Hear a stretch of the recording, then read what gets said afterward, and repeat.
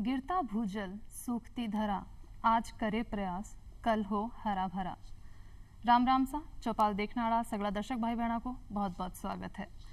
बिल्कुल दर्शक भाई बहनों, अगर आज आप प्रयास करांगा जदि आपनो कल है वो हरे भरे हो सके है। अगर आप आने वाले पीढ़ी के लिए पानी ने बचा सका तो भी के लिए प्रयास आपने आज ही करना पड़ेगा, क्योंकि आप सभी जानो हो कि पीने को पानी है जो बहुत सीमित है, सीमित संसाधन है आपने कने पीने का पानी के लिए। और आप ज़्यादातर देखा आप जमीन से ही वो पानी निकाला हाँ, और ज़मीन को जो भूजल स्तर है वो भी बहुत नीचे जाते जा रहे, तो मतलब बहुत बड़ी समस्या आपने सामने आ रही है। अभी आपने पानी की किल्लत महसूस हो रही है, तो आगे आने वाली पीढ़ी ने आप कहीं दे सकेंगा। तो अब बात बहुत सोचने की है, चर्चा को विषय है कि आप किया ये पानी ने आप बचा के सहेज के रख सका हाँ अपने आने वाली पीढ़ी के लिए। तो आज आप विषय भी वही है कि जल है एक वरदान, देता है हमें जीवन दान। तो इस विषय पर आज आप चर्चा करांगा, और चर्चा करने के लिए आज आपने बीच पधारा है डॉक्टर विनय भारद्वाज जी। आप अधीक्षण भूजल वैज्ञानिक एवं सहायक नोडल अधिकारी अटल भूजल योजना राजस्थान से। तो आपको बहुत बहुत स्वागत है भारद्वाज जी। धन्यवाद मैम।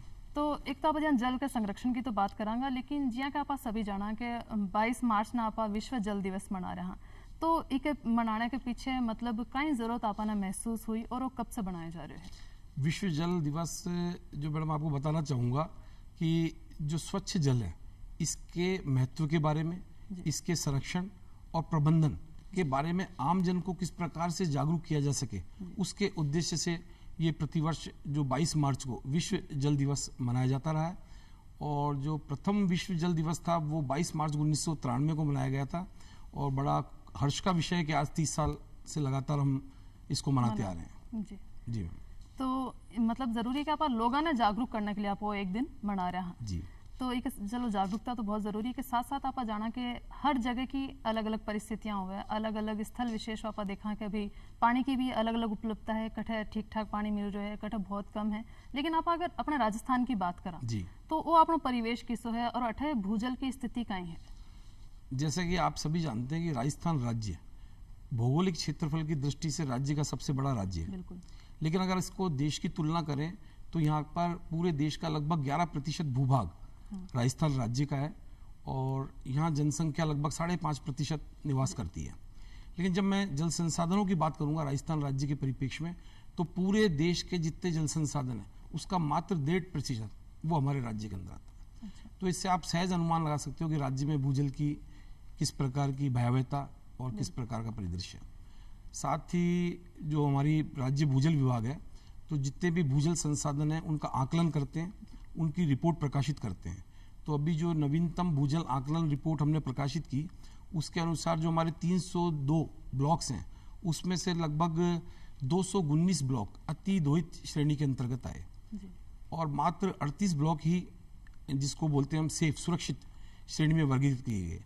तो मैं ये मोटे तौर पे कहूँगा, आपको बताना चाहूँगा कि राजस्थान राज्य का लगभग 70% भूभाग अति दोहित श्रेणी के अंतर्गत आता है।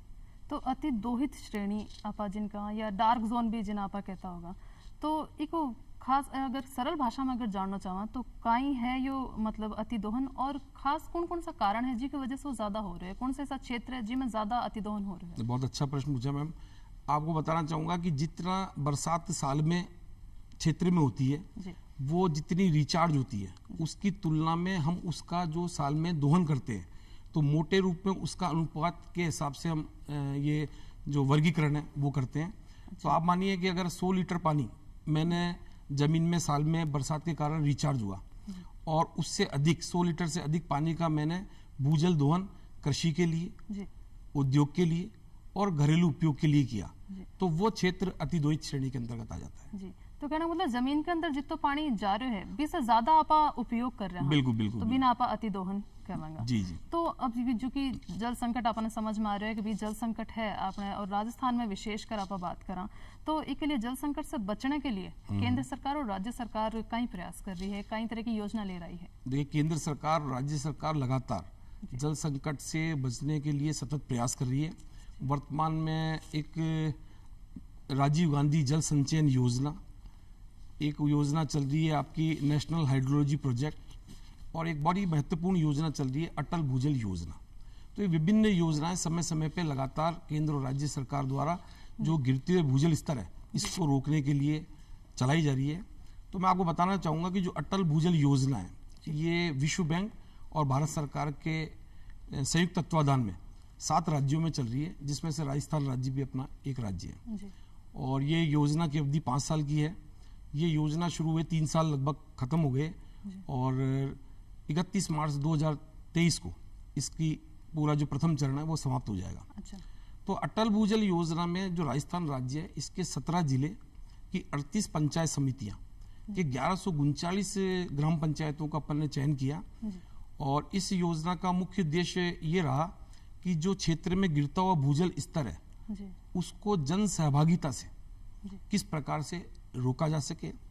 दूसरा, इस योजना का मुख्य उद्देश्य था कि जल के प्रति में लोगों को व्यवहार परिवर्तन करना, लोगों को सेंसिटाइज करना। तीसरा, इस योजना में जो सबसे इंपॉर्टेंट बात है आज के परिप्रेक्ष्य में कि महिलाओं की विशेष भागीदारी पर इसको जोर दिया गया। अच्छा। तो ये बहुत ही महत्वपूर्ण योजना है। जी। और अब तक जितनी भी योजनाएं आई, मैं आपको बताना चाहूंगा कि वो ऊपर से चलती थी, मतलब टॉप टू बॉटम अप्रोच थी। अच्छा। इस योजना ऐसी है जो अपने ग्रामीण क्षेत्र में जितने भी हमारे लाभार्थी हैं, किसान भाई बहन हैं, उनके साथ चौपाल में बैठ के चर्चा की जाती है। चर्चा करने के बाद में उस ग्रामीण क्षेत्र के अंदर कितनी कृषि योग्य भूमि है, किस किस प्रकार की हम फसलें उसमें उगा रहे हैं, हमारे पास पानी के क्या क्या स्रोत हैं, कितने हैंडपंप हैं, कितने ट्यूबवेल हैं, कितने तालाब हैं और किस प्रकार की हम कृषि कर रहे हैं। तो टोटल गांव वाले सब साथ में किसान भाई बहन बैठ के और इस पर चर्चा करते हैं और ग्राउंड वाटर का उस ग्राम पंचायत के लिए बजट बनाते हैं। अच्छा। कि हमारे पास साल में इतनी बरसात होती है और इतना पानी हमें कृषि के लिए, इतना पशुधन के लिए और इतना हमारा दैनिक आवश्यकताओं के लिए चाहिए। अच्छा। तो वो जो हम ग्राउंड वाटर बजट बनाते हैं उसके आधार पे उस ग्राम पंचायत का वाटर सिक्योरिटी प्लान बनाया जाता है, जल सुरक्षा योजना। उस जल सुरक्षा योजना में हम देखते हैं कि हमारे पास पानी तो है कम, जैसा कि आप सभी जानते हैं, लेकिन पानी की मांग ज्यादा है, जब भी तो ये क्षेत्र अतिदोहित हुए। बिल्कुल।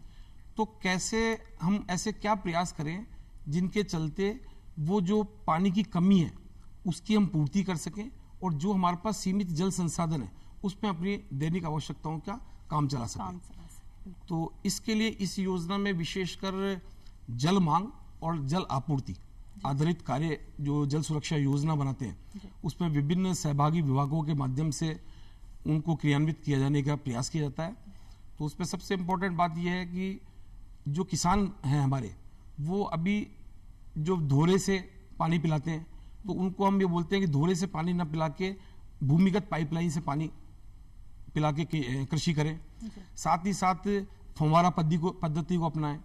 इसके साथ साथ जो बूंद बूंद सिंचाई पद्धति है जो आजकल काफी पॉपुलर हो रही है, उसको अपनाएं। तो इस तरह के जब हम समन्वित प्रयास करेंगे तो जितना जल संसाधन हमारे पास उपलब्ध है उसका लगभग 40 से 50% हम बचाने में सफल हो पाएंगे। जी। तो आज अपनी अटल भूजल योजना है, इसके अंतर्गत आप एक शब्द सुना कि फील्ड टेस्टिंग हो रही है, तो आप फील्ड टेस्टिंग कहीं हो, इससे कहीं फायदा अपने ग्रामीणों ने होगा?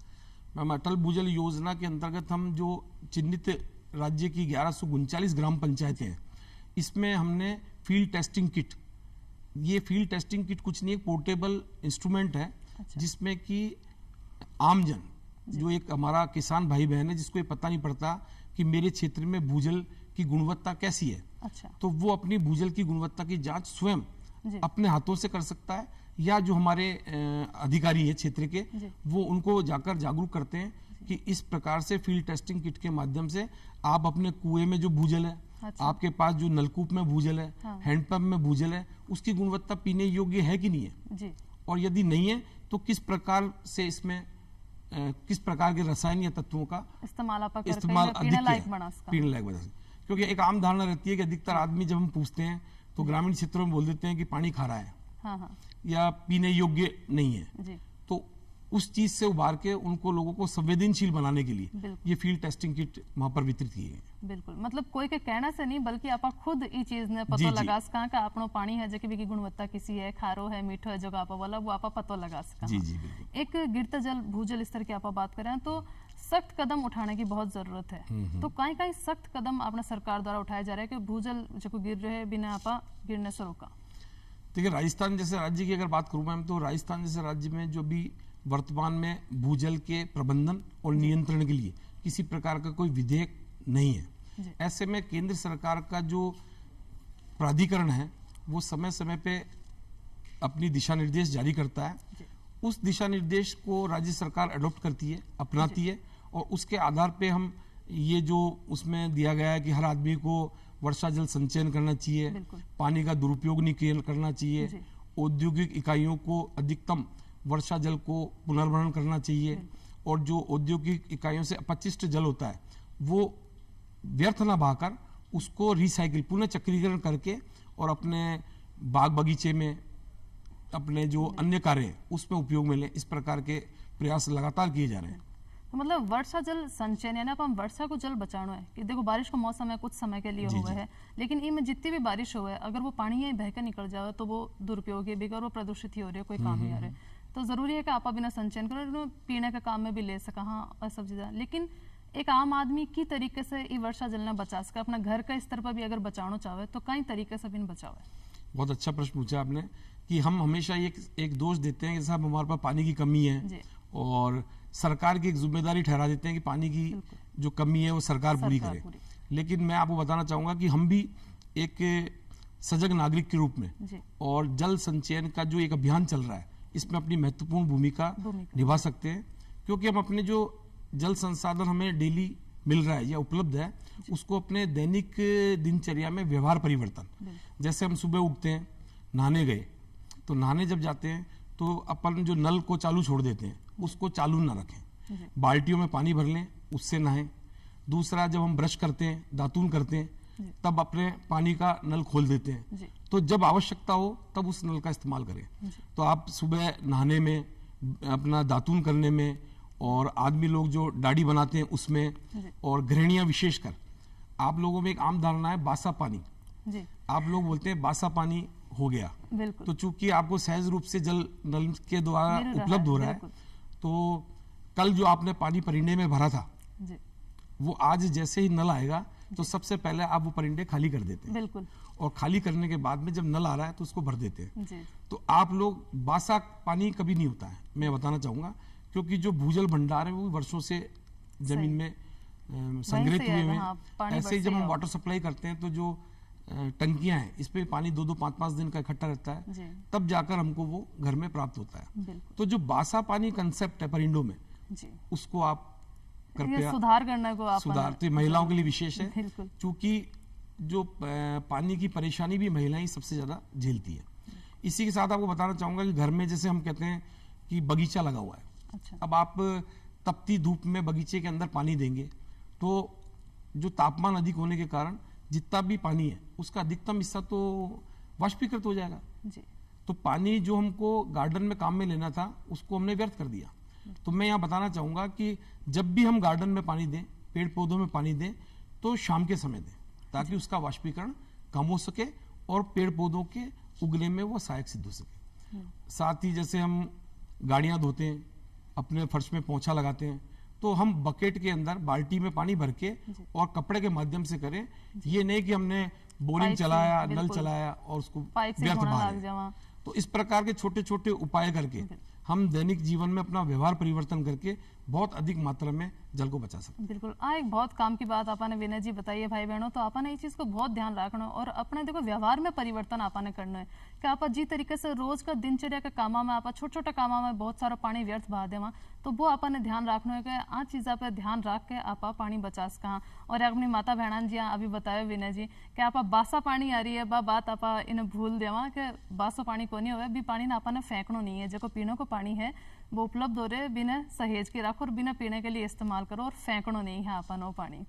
और एक बात कीजिए, बात कर अपना जगह बड़ा बुजुर्ग था वह भी पानी की महत्वता न जानता है, पहले कुआ बावड़ी तालाब बनवाता है, पानी इकट्ठो करता है, तो अभी भी जो अपना पुराना कुआ बावड़ी बनेड़ा है, नदी तालाब भी जो चल रहा है, तो बाकी साफ सफाई रख रखाव बाको संरक्षण खातर सरकार कहीं कर रही है।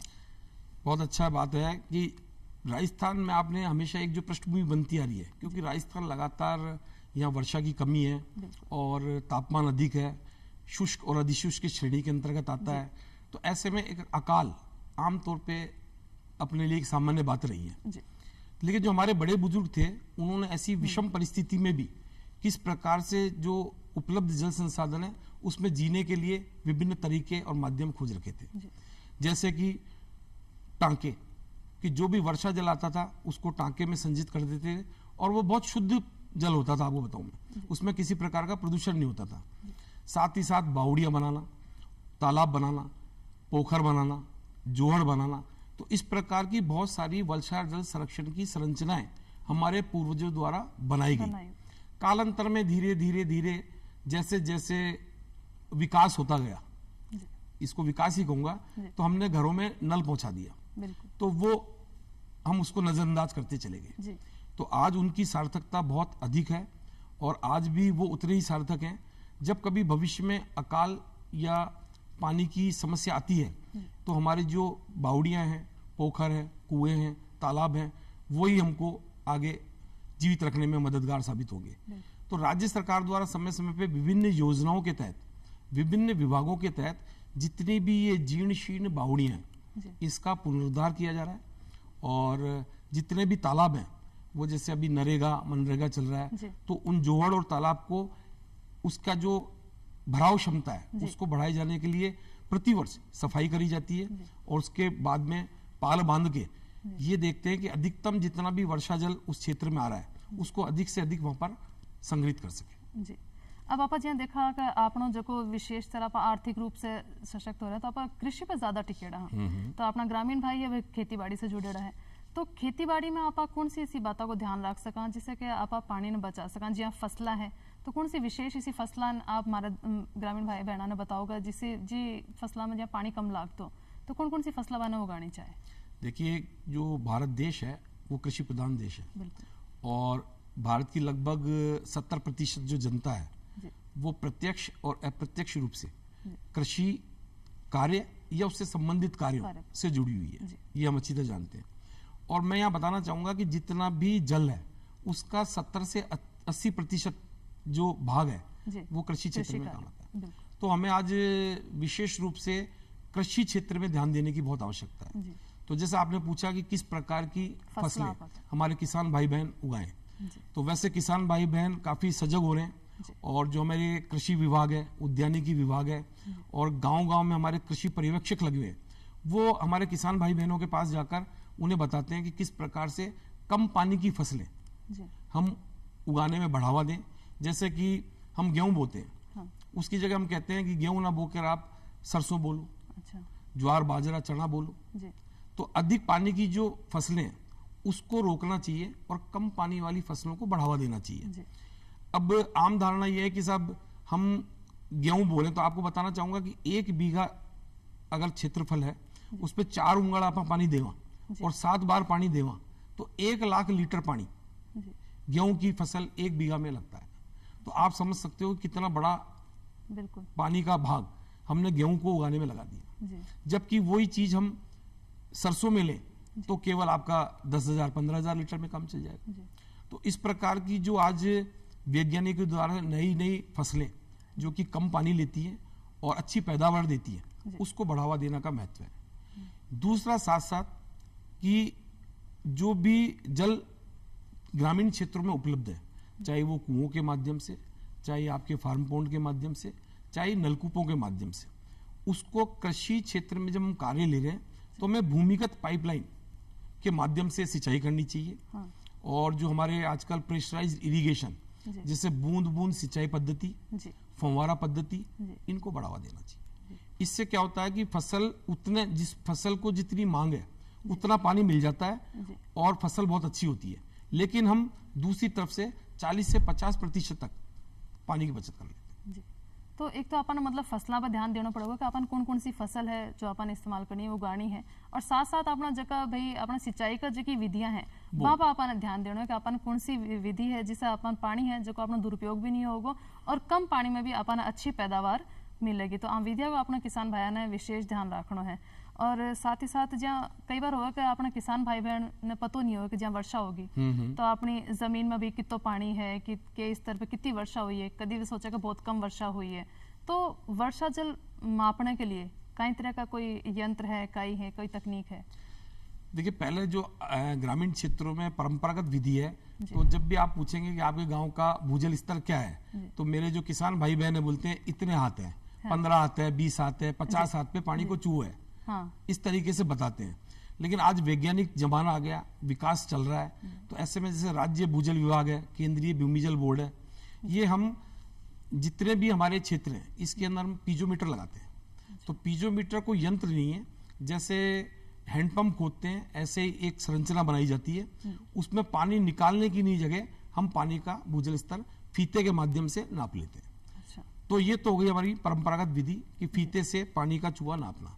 साथ ही साथ अब हमने जैसे अटल भूजल योजना के अंदर जो 1139 हमारी जो ग्राम पंचायत है, अच्छा। उसमें टेलीमेट्रिक डिजिटल वाटर लेवल रिकॉर्डर्स उनकी स्थापना कर रहे हैं। उससे क्या होगा कि हम कहीं भी बैठे हुए अपने क्षेत्र का भूजल स्तर रियल टाइम बेसिस पे देख सकते हैं। जैसा आप यहाँ बैठे हैं और आप अपने गांव में जानना चाहें कि मेरा अभी का वर्तमान का भूजल स्तर क्या है, तो आप अभी वेबसाइट खोल के अपना भूजल स्तर देख सकते हैं। अच्छा। तो उसके माध्यम से एक आम जन को, किसान भाइयों को, लाभार्थियों को ये पता पड़ेगा कि मेरे साल में बरसात कितनी हुई, मैं किस प्रकार की फसलें बो रहा हूं, और उसके चलते मेरा वर्तमान में भूजल स्तर गिर रहा है, रुक रहा है या बढ़ रहा है। जी। तो उसको निर्णय लेने में और उसको एक संवेदनशील होने में बहुत मददगार साबित हो। जी। मतलब आजकल नई नई तकनीक आ गई है, अपना किसान भाई बहन इस तकनीका को इस्तेमाल करके अपना भूजल स्तर को भी पतो लगा सके, गुणवत्ता को भी पतो लगा सके कि बाकन जो जल है वो की लायक है, पीने लायक है कि और में की तरह का रसायन है कहीं है, तो वो आज आप तकनीक के माध्यम से जान सका। हाँ, नया नया नवाचार आ रहा है तो वहाँ को इस्तेमाल आपने करना चाहिए। एक आप आजकल देखा कि जलवायु परिवर्तन पर बहुत चर्चा हो रही है, जोर शोर से चारों तरफ एक बहुत बातचीत हो रही है कि भी जलवायु परिवर्तन हो रहा है, तो कहीं है ये जलवायु परिवर्तन और कहीं इससे फर्क पड़ेगा? जलवायु परिवर्तन को मैं सीधा भाषा में समझाना चाहूँ तो जो आप लोग पहले मौसम चक्र जो कि सर्दी, गर्मी, बरसात, तो आपको रोज देखने को मिलेगा कि उसमें परिवर्तन आ रहा है। बिल्कुल। तो जो सर्दी के मौसम में गर्मी पड़ रही है, गर्मी के मौसम में सर्दी पड़ रही है, और बेमौसम की बरसात हमको रोज देखने को मिलती है। तो जलवायु परिवर्तन में पहले चौमासा हुआ करता था 4 महीने का, और मुझे अच्छी तरह याद है कि चौमासे में जो घर के अंदर सीलन आ जाती थी, कपड़े सुखाना दुर्भर हो जाता था, और 5-5, 10-10 दिन तक सूर्य देव के दर्शन नहीं होते थे। तो एक वो चौमासा हुआ करता था, और हमारे घर की जो छतें थी, दीवारें थी, उस पे काई या फफूंद जम जाती थी। तो आज वो आपको चौमासा देखने को नहीं मिलेगा, क्योंकि जो वर्षा के दिन है वो 120 दिन से घटकर 37-40 दिन ही रहे। और वर्षा का जो तरीका है, जैसे पहले गांव में झड़ी लगा करती थी, तो झड़ी लग के धीरे धीरे धीरे पानी का रिसाव होता था, और वो कालांतर में धीरे धीरे भूजल स्तर और भूजल भंडारों को बढ़ाता था। लेकिन अब वो पानी क्या होता है कि अचानक तेजी से बरसात आई और फिर 2 दिन तक बरसात नहीं आई, तो जो वर्षा का चक्र है वो बदल गया, उसके दिन पर बदल गए, उसका व्यवहार बदल गया। जैसे आपने सुना होगा कि गांव के एक क्षेत्र में बरसात हुई और दूसरे क्षेत्र में बरसात नहीं हुई। तो इस प्रकार की जो चीजें हैं ये मौसम और जलवायु परिवर्तन के कारण सहज देखने को मिल रही है। एक आप जरूरत है कि सब इतना जागरूक हो गए, हर व्यक्ति इस चीज से जुड़े भी, जल संरक्षण के लिए बिना जुड़ना चाहे, तो एक अंदर बच्चा का ही भूमिका निभा सके। अगर आप बच्चा ने इस चीज से जोड़ के देखा तो देखिए, बच्चों का बहुत ही इसमें अहम जिम्मेदारी और मुख्य भूमिका है, क्योंकि आगे आने वाला जो हमारा फ्यूचर है, भविष्य, वो बच्चे ही हैं। तो बच्चों की शिक्षा में और बच्चों के आचार व्यवहार में यदि हम जल संरक्षण और जल के महत्व के बारे में शुरू से ही स्कूलों में या घरों में उनको इस प्रकार की भावना पैदा कर दें कि जल हमारा जीवन का मुख्य आधार है, जल हमारे जीवन के लिए, भविष्य के लिए मुख्य भूमिका रखता है, और इससे सहजना संजोना हमारा कर्तव्य है। तो इस प्रकार की शिक्षा हम उनके शैक्षणिक जो सिलेबस है उसमें जोड़ें, और जो विभिन्न प्रकार की स्कूलों में सभाएं होती है, कार्यशालाएं होती है और चर्चाएं होती है, उसमें जल जैसे महत्वपूर्ण विषय को चर्चा करनी चाहिए। तो इस तरीके से आप बच्चा ने भी इसे जोड़ सका, हाँ, और सब बड़ा के साथ साथ बच्चा और सभी आप में जागरूक होगा बच्चा ने जोड़ने की वजह से। तो विनय जी, आप आया, इतना अच्छी जानकारी हमारे दर्शक भाई बहना ने विषय पे दी, तो इसके लिए आपको बहुत बहुत धन्यवाद, और लेवा विदा। राम राम।